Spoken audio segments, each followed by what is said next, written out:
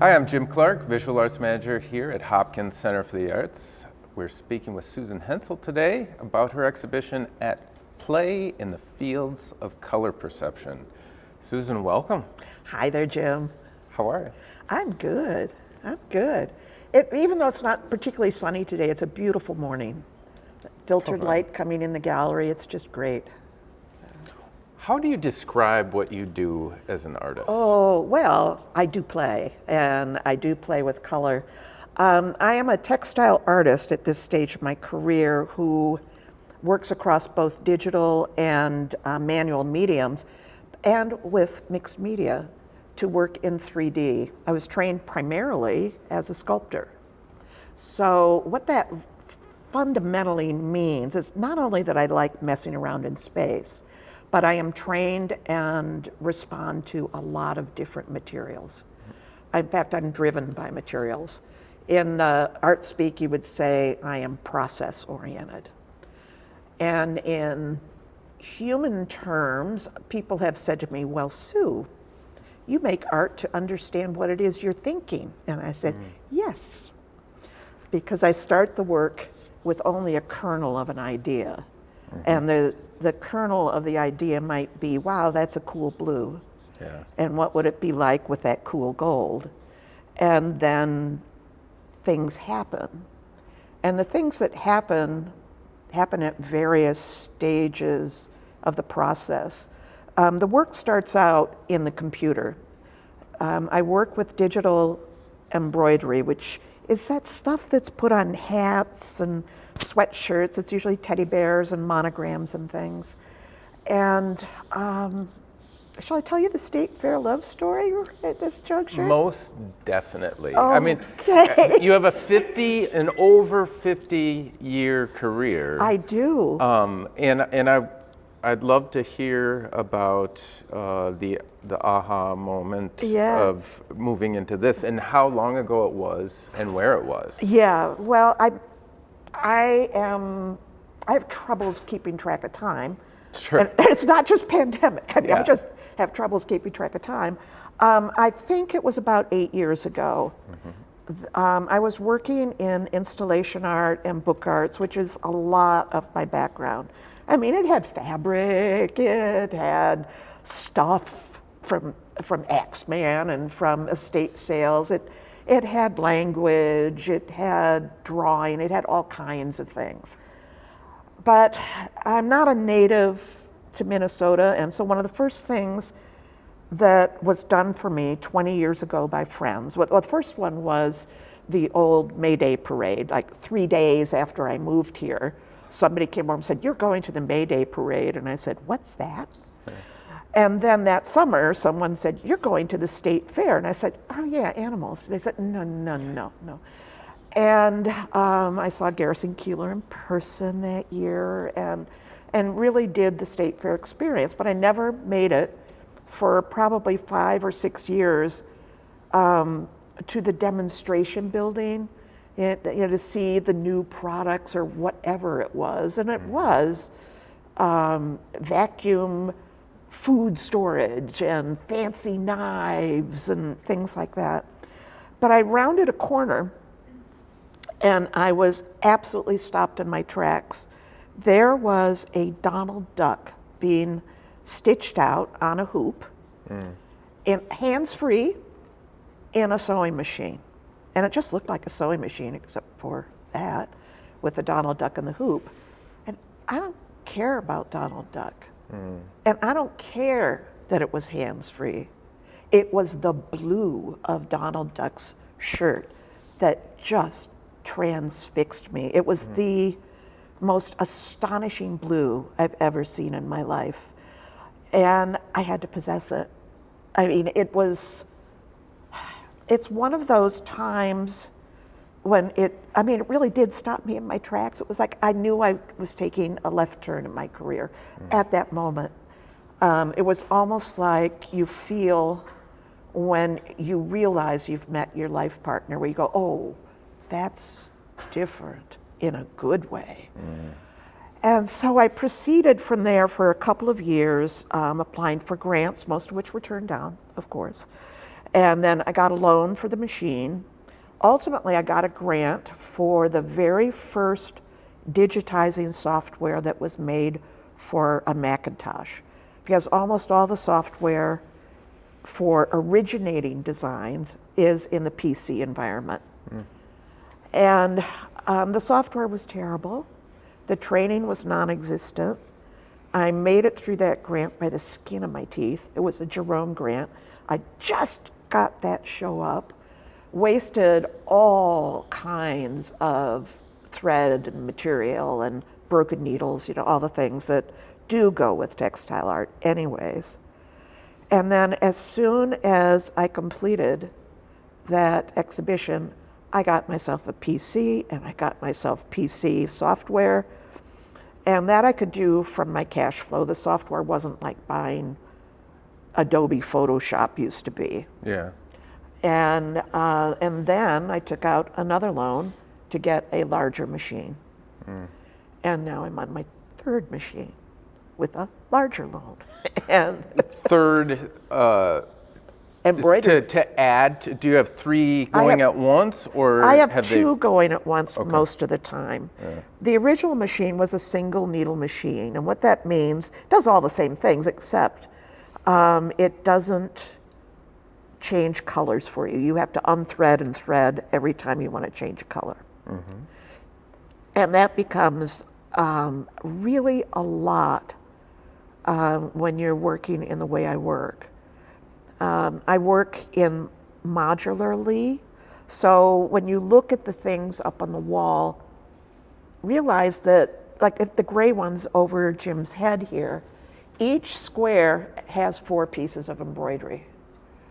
And now there's only 2 colors in each of them, so that wouldn't be too bad a color change. But let's imagine that had 4 colors, and I had to do 2, 4, 6, 8. I can count 10. That would be 20 modules going change color, change color, change color, change color, change color, change color. It just doesn't work after a while. So that's why I got my first 10 needle machine. And its hoop was a little bit larger, a little larger. Most of the machines, I mean, they're just because they're for garments, right? They're for putting snowmen and Christmas trees on your shirts. And so the hoops are only, you know, about that big. You know, the big one is that big. And it was frustrating, but I could build larger things.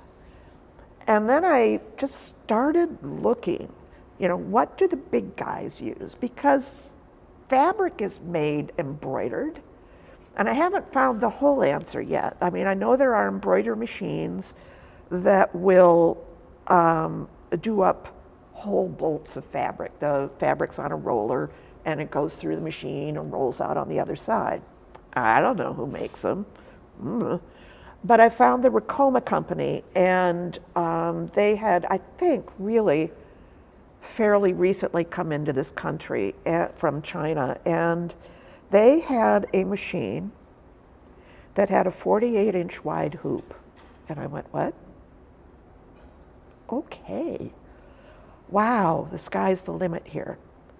And so I paid off the 10 needle machine, had a bad dream about it because that came out of savings, and then got another loan. And the funny thing is that the Ricoma machine with the 48-inch hoop wasn't that much more than that first single needle machine that I got. Really? So it's kind of like computers, they kind of keep coming down in price. And it's been a game changer for me. So I digressed in a way. It does start in the computer, and it sounds so technical, and I guess it is, but I'm a little bit of a techie. I grew up in a household full of engineers. We had the first computers, the first graphing calculators. The high school I went to, I grew up in Ithaca, New York, so that's the home of Cornell. And we had field trips to see the computer in a room the size of this, you know.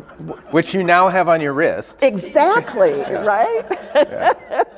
you know, and we had computer classes. I was terrible at it because we were on punch cards and I had to do punch zeros and ones in the right order.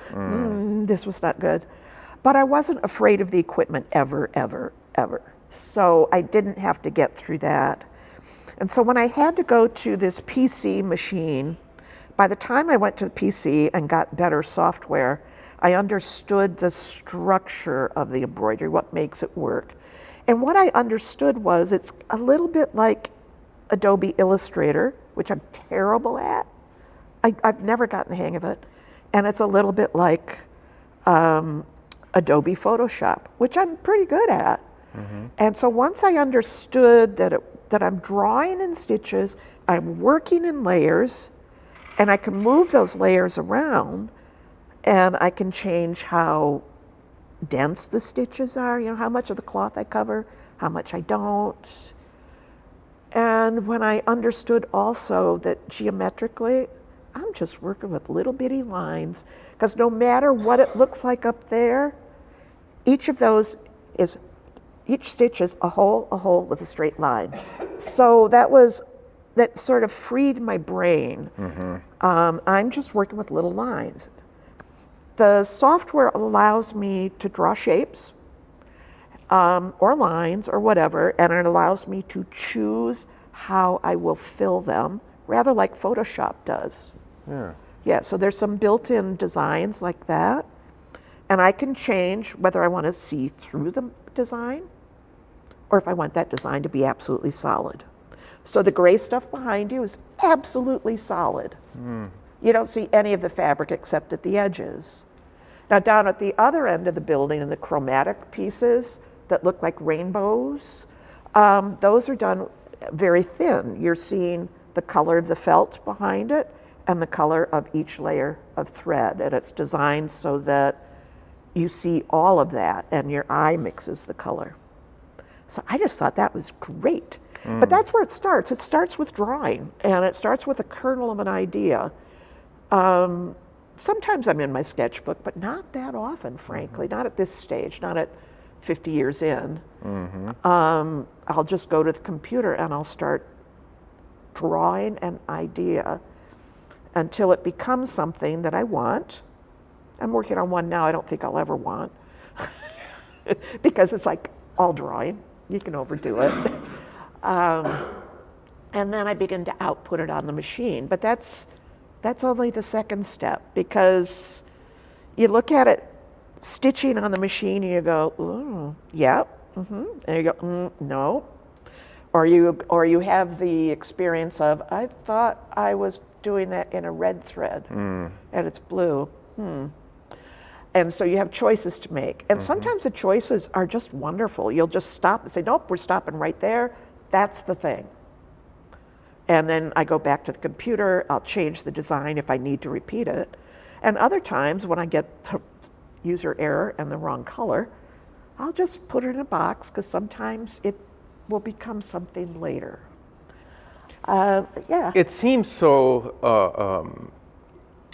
from the outside, very linear in its process, but you're saying that there are those accidents or unexpected moments, and sometimes they work out and you go with them, and sometimes you put it aside because it might be an element for something else, or a useful idea. How often does that happen? A lot. Really? A lot. Yeah. I'm actually a very intuitive artist. When I have people over to the studio, and you're welcome to call me and see this in action, it's really okay. That's where we put your phone number on a crawl. Well, what we'll do is we'll send them to the website. You know, we have a couple of, they have to go through a few steps. But when you see it in action, you begin to understand where the opportunities are. And it's really fascinating anyways. It's got a lovely rhythm. And I think maybe that was part of the attraction for me too, because it fulfilled visual eye candy and texture and actually hearing.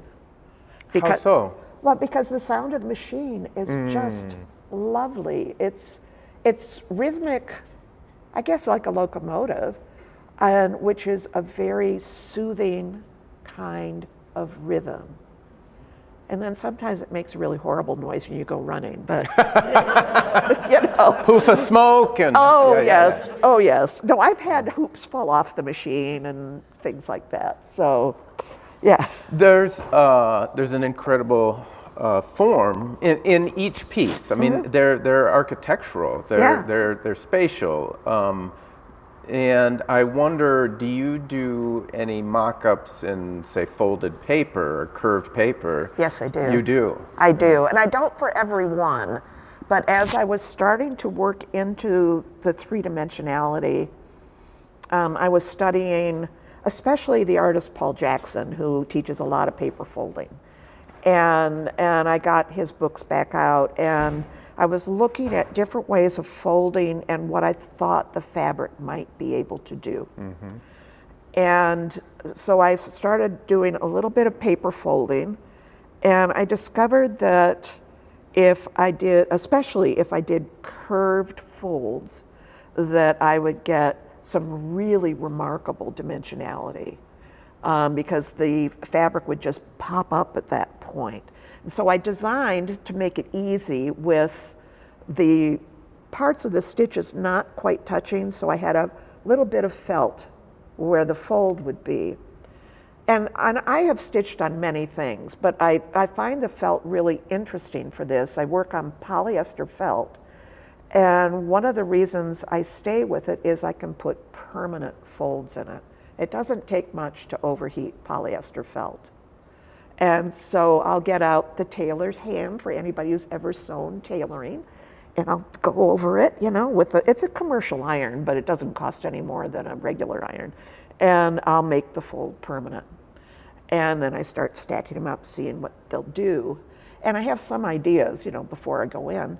But this gray one also is a whole nother, that design was used to make a whole nother piece that looks entirely different. And it was gray also. I don't know if you're familiar with it. It's the piece Treasure. And the gray forms actually form kind of a cruciform, almost diamond shape, and they sit on a tray with some little rubies made out of red thread. So there are a lot of opportunities beyond just the straight folds, which give you, you know, an accordion book. You know, that's my background. I've got book arts in me. But even the accordion books can become fans, and then they can curve, and they can do all kinds of things. And as soon as you do that, the colors in the thread change. Because you said this, well, I've said this to you, and you said it on the little news piece you did, the thread is triangular, sort of, kind of. And all color is reflected, right? You know, let's see, my phone, pink. That's the pink light reflecting back. Everything else is absorbed. Now, it all depends on the angle. And so let's say this is pink. And in this direction, wow, it's a hot pink. In this direction might be a little less hot.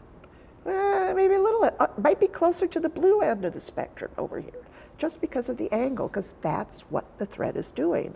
Now, you take that and you're going to bend the whole thing.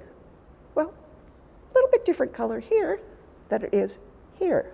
So it acts a little bit like those, they do it without the signs being folded anymore, but when I was a kid, they had these cool signs and also cool toys that were lenticular lenses, so they were boards, kind of like this on the billboard, and in this direction you'd see, I don't know, Gina Lola Brigida, right? And in this direction you'd see Marcello Mastroianni, right? Well, it kind of does that. It's just fascinating. And I discovered that on vacation. So there you go. Physics. Physics, yeah. I know, my son loved physics. I love and don't understand physics at all, but because it's all math, and I don't do math a whole lot.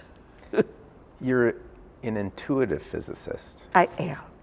And I am an intuitive sculptor. People can hardly believe this of me, but I don't really measure much. I go, it's this long. Okay, the next piece has to be this long. And then this has to be this long. And things go together. And the this long is called, I'll just put it down there and cut the next one just like it. So each,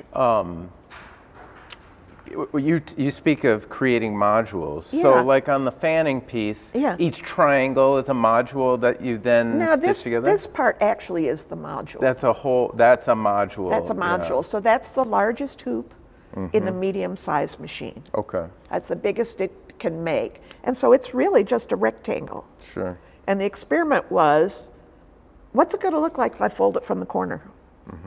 And the other part of the experiment was shifting the texture from one side of the fold to the next. And I'm in love with this red. So I just did a bunch of stuff with this red.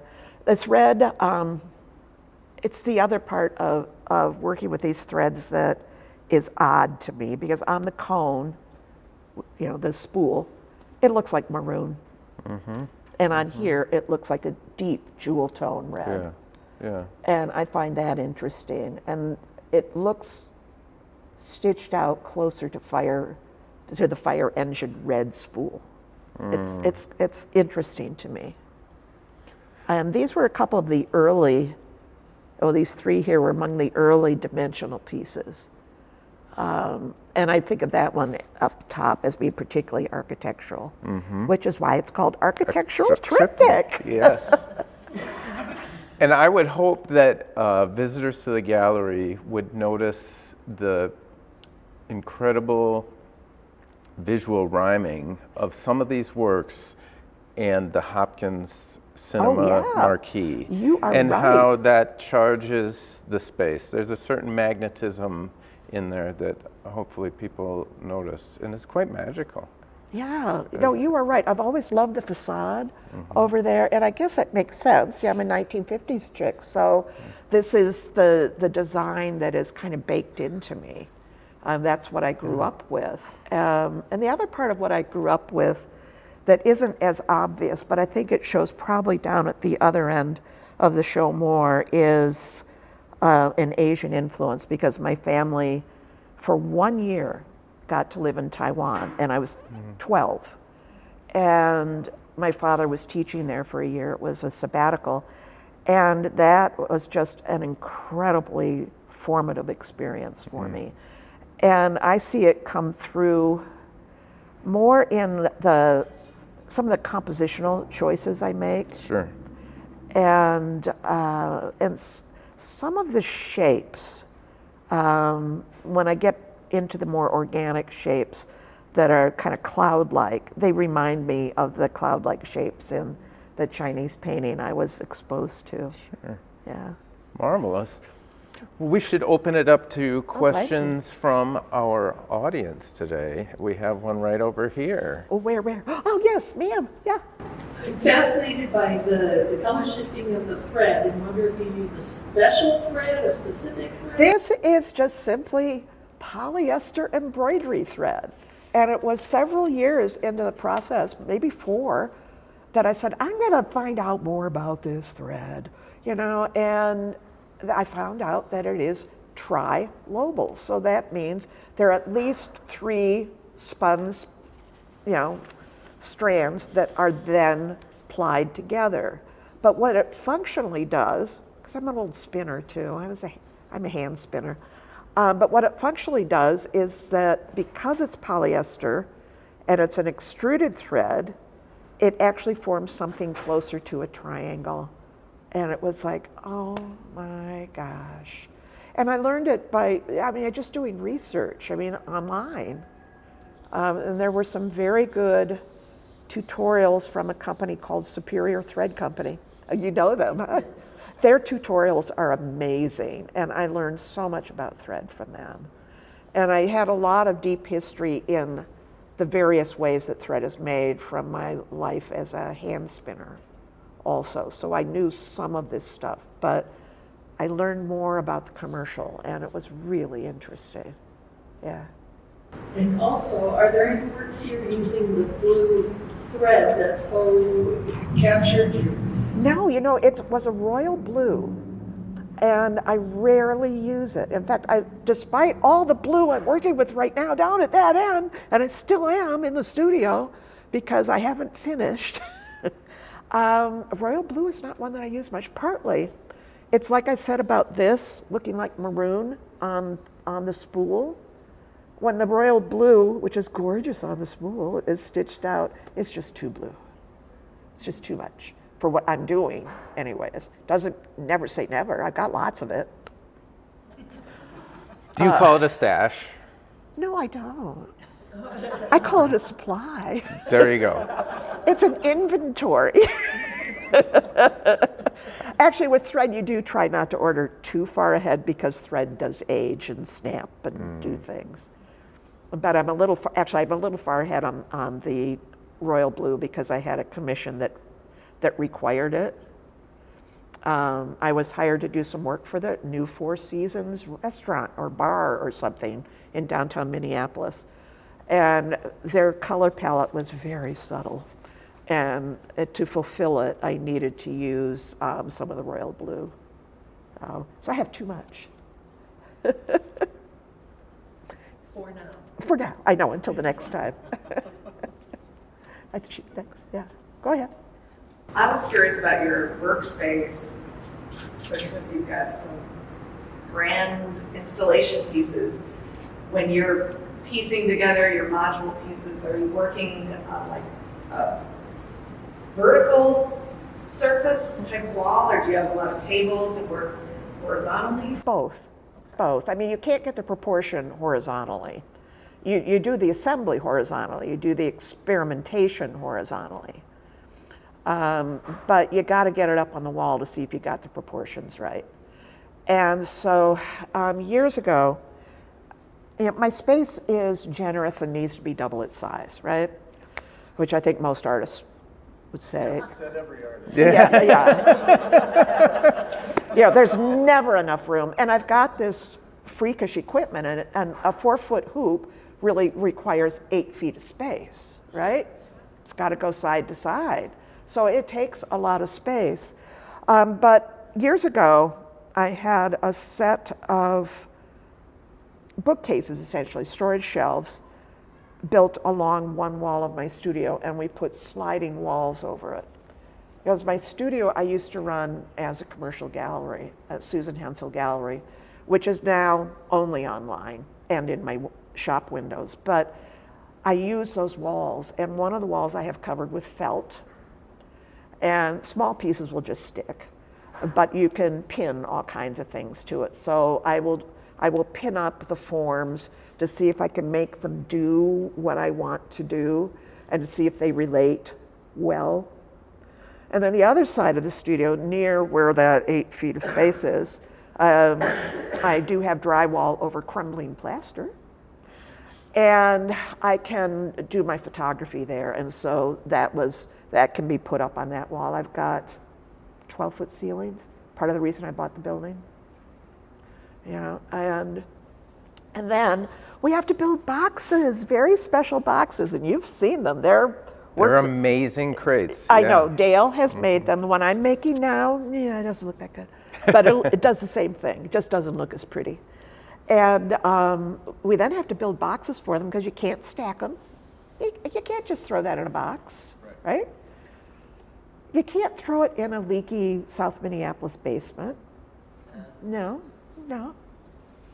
So you have to have storage, and you have to be able to stack it. You have to be able to ship it, and you have to make it as stupid-proof as possible. That's hard. It is hard. You got to see our boxes, though. Oh.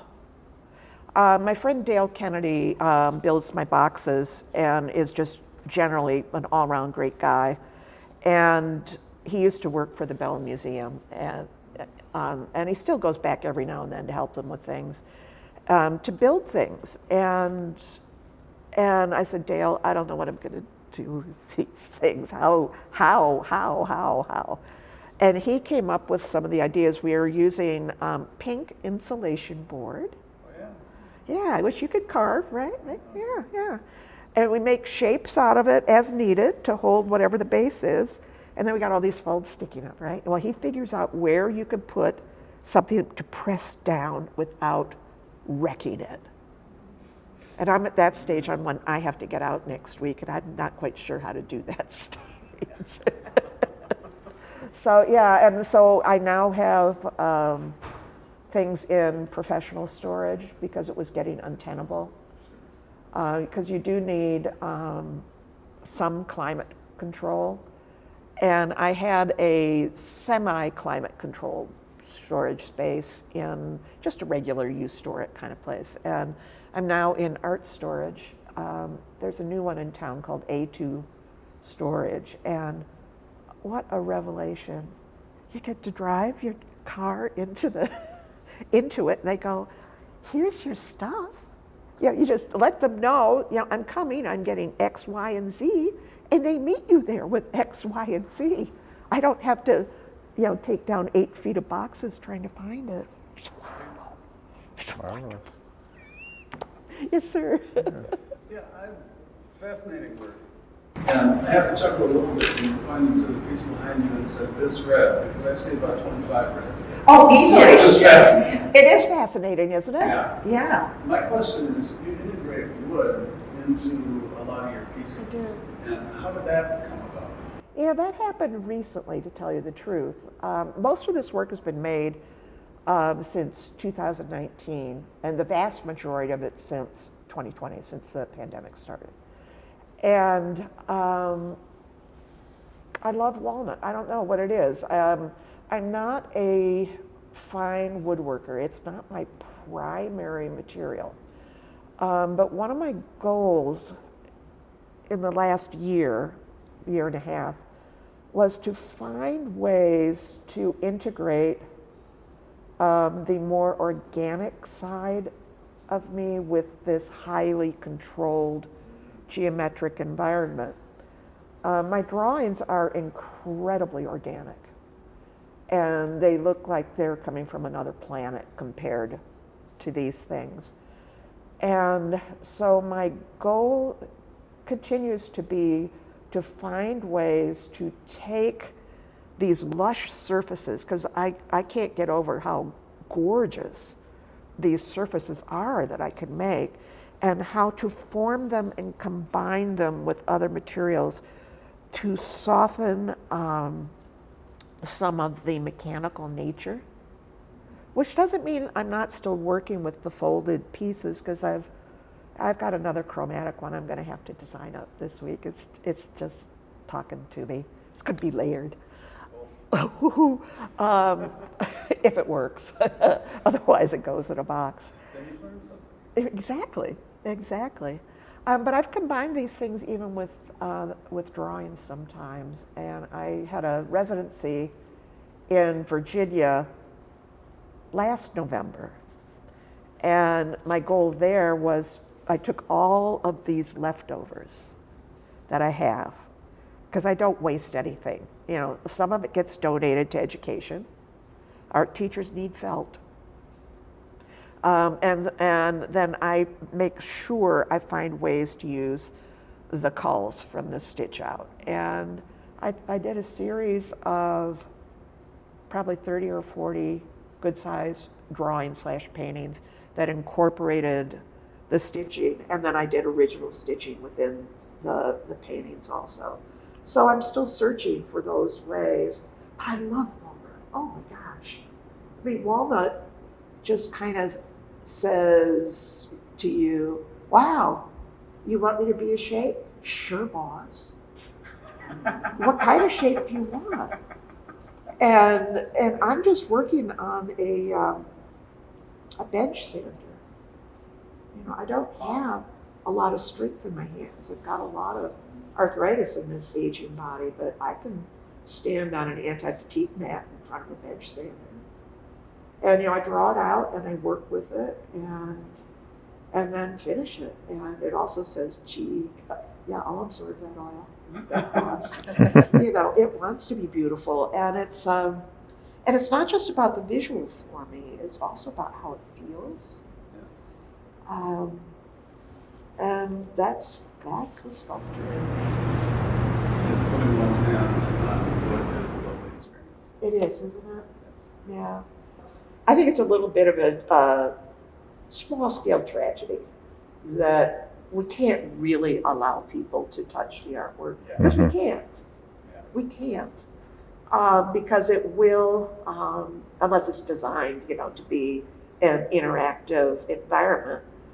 But if you want to show it more than once, you can't let people manhandle it. Yeah. But that's where a lot of it is. So y'all got to buy it so you can take it home and just play with it. Or you volunteer to install it, and then you get to get your hands all over it. Yeah, exactly. That's a Did you help? I didn't actually help with yours. Okay, yeah. Yeah. No, Jim did such a gorgeous job of installing it. We won't edit that part out. Susan, thank you so much bet. for sharing your work with our community. Oh, it's such a pleasure. And to do it locally and on this scale, how nice. What a great way to come out of, maybe not the end of the pandemic, but this really, really scary part. Yeah. It was like, this is lovely. Yeah. And this show actually travels up to Duluth after this, whatever I could fit up there. So I'll be working with their schematics this week. And then it travels to Springfield, Illinois. Marvelous, marvelous. I'm Jim Clark, Visual Arts Manager here at Hopkins Center for the Arts. We've been speaking with Susan Hensel about her exhibition At Play in the Fields of Color Perception, on view now through December 3rd, 2022.